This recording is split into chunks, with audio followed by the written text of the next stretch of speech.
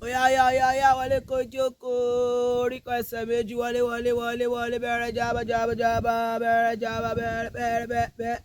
Ọlọ́run ló ní mi ò máa já tíkẹ́ẹ̀tì gáràjì Ọlọ́run mo bí màá ṣe rí. Nuwa Media. Ẹ̀yin tèmi nílé lóko lẹ́yìn odi mo kí wa káàbọ̀ sórí ètò kí lẹ rí sí fún ti ọ̀sẹ̀ yìí èmi náà ni tiyín ní tòótọ́ Aródú òjìgọ̀bì ọmọ wọn lówó òdúró ajífẹ́pẹ́ ṣeré ògbógbòǹdù ẹ̀kan ọmọ ògbógbò máa fẹ́ràn èmi lọ́mọ kì í bàbá sílẹ̀ ọmọ ọ̀bẹ́ni lórí kèrèmù bẹ́ni lórí rẹ́gírẹ́gí ó mú dà tó mú pa àná ẹ̀ kó má bàa kú yúngun èmi lọ́mọ bá àríjẹ àwọ̀ làámọ̀ ọmọ ìtún alága àgbélé ọmọ límẹ̀rí ọmọ láàgbélú ọmọ àwà òṣùlé èmi láyà afẹ́tawó léèrè ọmọ bàbá kan omi tútù tí jó ní fàìfàì lórí ètò kí lẹ rí sí fún ti ọ̀sẹ̀ yìí àkóbá gáfárà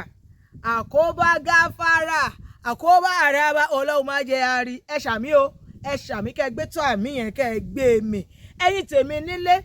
ẹnìkan tí mo mọ̀ dírẹ́bà kan ní ọ̀rọ̀ yìí ṣẹ́mọ́ ní ara ṣé ni wọ́n gbé chata ni wọ́n pè é wọ́n ní àwọn gbé chata láti ibi tí àwọn ti máa ń ṣiṣẹ́ èrò wọ́n bá mórí lé ọ̀nà Ìbàdàn ibẹ̀ ni wọ́n lọ já àwọn èrò yẹn sí wọ́n ní pé gbà tó dẹ̀ jẹ́ chata ni àwọn kọ̀ wò pé àwọn ò lè lọ tún máa lòdù jàre ọjọ́ tí ń lọ pé kó tó kan àwọn táwọn bá máa lòdù nǹkan ó lè pẹ́ ní ẹ̀gbọ́n yìí bá ní àwọn bá ń da mọ́tò bọ̀ wọ́n ní báwọn ṣe ń bọ̀ tí àwọn máa dé ìdí ayùn rẹ̀ wọ́n láwọn rí i pé oorun ń ṣe bẹ́ẹ̀ ni kó fẹ́ máa kun àwọn wọ́n láwọn ṣáà ń rọ́jú pókù díẹ̀ káwọn dé bùsọ̀ gbọ́rọ̀ ní àwọn rí ẹnìkan ní ojú títì wọ́n ní ọ̀dọ́ langba ni kò dàgbà jù bí wọ́n ṣe sọ wọ́n ní kò lè ju bí ọmọ 30 ọdún lọ wọ́n ní ló dá mọ́tò dúró làbádìwò jẹ́ káwọn gbé ẹnìkan táwọn bá tẹ̀jọ́ ń takò ọ̀rọ̀ sọ ní ojú ọ̀nà oorun ò ní kun àwọn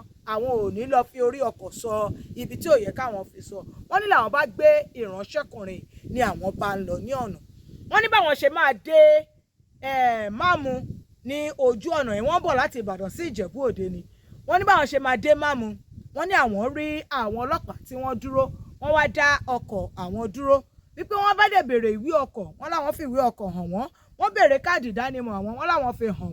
wọ́n béèrè ẹni táwọn jẹ́ ibi táwọn ti ń bọ̀ ibo táwọn ń lọ wọ́n láwọn ṣàlàyé ẹnu àwọn wọ́n ní ló bá ní kí gbogbo àwọn bọ́lẹ̀ àwọn fẹ́ yẹ ọkọ̀ wò wọ́n ní wọ́n bá wo gbogbo inú mọ́tò wọn ò rí nǹkan kan tí ó lu òfin nínú ọkọ̀ wọ́n ní ló bá ní àwọn máa yẹ ara kálukú àwọn méjèèjì wò wọ́n ní ló bá yẹ àwọn wò wọn ò rí nǹkan kan wọ́n ní pẹ́pẹ́ tí wọ́n máa yẹ arákùnrin yìí wò àkọ́kọ́ ṣe ni wọ́n bá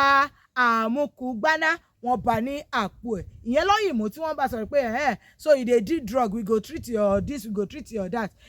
one dem still dey follow am talk na him one other policeman come check the guy as he dey beat him body come reach him leg tó débi ẹsẹ̀ nínú bàtà tó wọ̀ a máa ń pe bàtà yẹn ní jungle boot bàtà bí bàtà àwọn ọlọ́pàá yẹn ni ọ̀dọ́mọkùnrin yẹn wọ̀ wọ́n nígbà tí wọ́n máa wọnú ẹ̀ wọ́n bá ọ̀bẹ kékeré méjì nínú ẹsẹ̀ kan wọ́n bá ìbọn kékeré nínú bàtà ẹsẹ̀ kejì ní ẹ̀gbẹ́ tó fẹ́ há níbẹ̀ wọ́n ní bó ṣe gbá wọn nìyẹn lọ́ba ní àwọn méjèèjì kọ́ àwọn jọ ń ṣe iṣẹ́ ibi àwọn jọ ń jalè ni àwọn jọ ń pààyàn ni làwọn bá ní kí n ta àwọn báyìí ni ọ̀rọ̀ ṣe rí àwọn ń bọ̀ ni àwọn rí lọ́nà ọ̀run ló pọn àwọn ò dẹ̀ fẹ́ gbé àwọn ò fẹ́ máa dá lọ káwọn má lọ ní accident làwọn ṣe ní káwọn gbé nìkan tó pe sọ́lẹ̀ làwọn gbé ní sọ́lẹ̀ lọ́ba ní láyé àwọn ò wá láwọn ò tẹ̀lé yín lọ sí ilé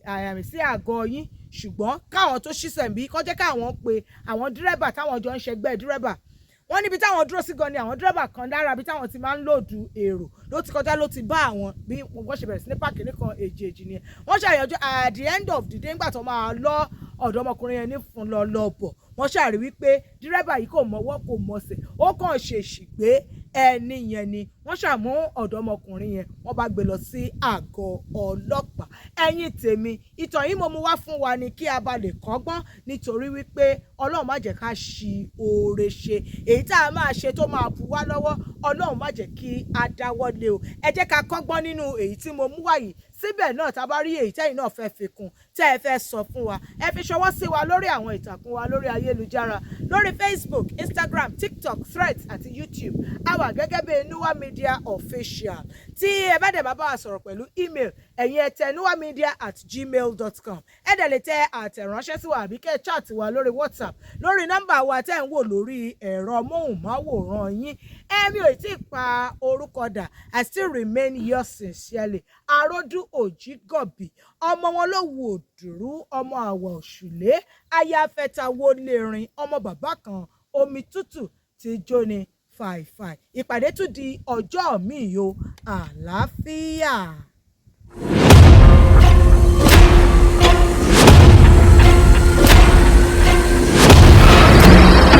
Nuwa Media.